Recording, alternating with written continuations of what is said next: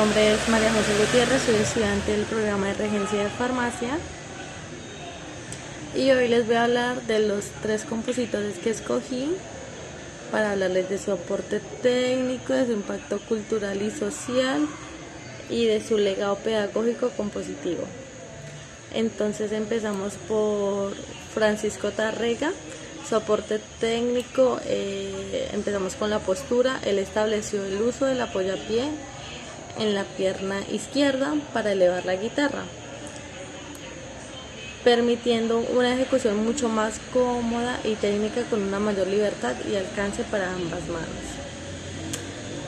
Luego está la técnica del apoyado, donde él perfeccionó la técnica del apoyado que da más volumen y cuerpo al sonido de las cuerdas. Ahí está el trémolo, que llevó esta técnica a su máxima expresión con recuerdos de la Alhambra, creando ese efecto de voz continua que parece que la guitarra canta. El impacto cultural y social es dignificación de la guitarra. En su época, la guitarra era vista como un instrumento de acompañamiento popular. Tárrega logró llevarla a las salas de concierto, dándoles el mismo prestigio que el piano o el violín. El nacionalismo musical es otro impacto cultural y social, ya que Tárrega fue una figura clave para definir a qué suena España. Ayudó a crear un lenguaje musical que mezclaba el romanticismo europeo con las raíces españolas, árabes, flamencas y folclóricas. El legado pedagógico y compositivo, presencia en la vida diaria, que su impacto cultural llegó incluso a la era digital.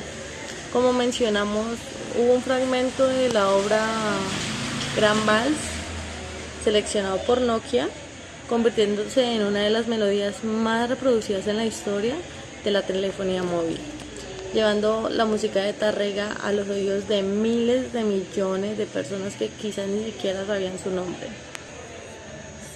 Seguimos con el legado pedagógico, entre ellos está la formación de maestros internacionales como lo es Lovell y Pujol.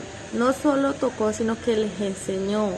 Emilio Pujol y Miguel Lovell llevaron sus enseñanzas por todo el mundo, asegurando que la técnica de Tárrega se convirtiera en la base de la guitarra clásica contemporánea. Luego vamos con en qué contexto histórico se desarrolló la obra de Tárrega. La obra de Francisco Tárrega no surgió en el vacío, se desarrolló en un momento crucial de la historia de España y de la música europea, conocido como el romanticismo tardío en el siglo XIX y el nacimiento del nacionalismo musical a finales del siglo XIX. Luego vamos con el otro compositor, que es Jimi Hendrix, que hizo su aporte técnico en el control del feedback, o sea, del acople. Si una guitarra hacía un pitido agudo al acercarse al amplificador, se consideraba un error técnico o un ruido molesto. Hendrix fue el primero en domesticar el ruido y aprendió a controlar la frecuencia del acople, moviendo un cuerpo y la guitarra frente a los altavoces. Usó el melódico, logró que ese ruido se convirtiera en una nota infinita, permitiéndole hacer que la guitarra llorara o imitara el sonido de una sirena. El siguiente aporte técnico es que él revolucionó el uso de los pedales de efectos. Hendrix no solo usaba pedales, los integraba en su interpretación como si fuera parte de su voz. El wah-wah fue el primero en usarlo de forma rítmica y melódica al mismo tiempo. Fuzz fue la distorsión. Él llevó la distorsión al límite, usándola para crear texturas densas y pesadas que dieron origen al sonido hard rock y heavy metal. El impacto cultural y social. El legado social. Hendrix era zurdo, entonces empezó tocando con una escoba y luego con una guitarra vieja de una sola cuerda.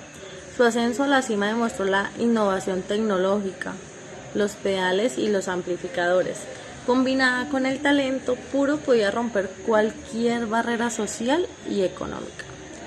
El ícono de la contracultura y Woodstock. Hendrix fue la figura del movimiento hippie y de la contracultura de los años 60. Su actuación en el Festival Woodstock en 1969 es quizás el momento más icónico de la historia del rock. El legado pedagógico de Jimmy Marshall es el concepto de guitarra total. Enseñó al mundo que la guitarra no termina en las cuerdas. Su legado pedagógico es la integración del amplificador y los pedales como parte del instrumento. Y la técnica del pulgar, que Hendrix popularizó el uso del pulgar para tocar la sexta cuerda. Esto permite que los otros dedos realicen adornos melódicos.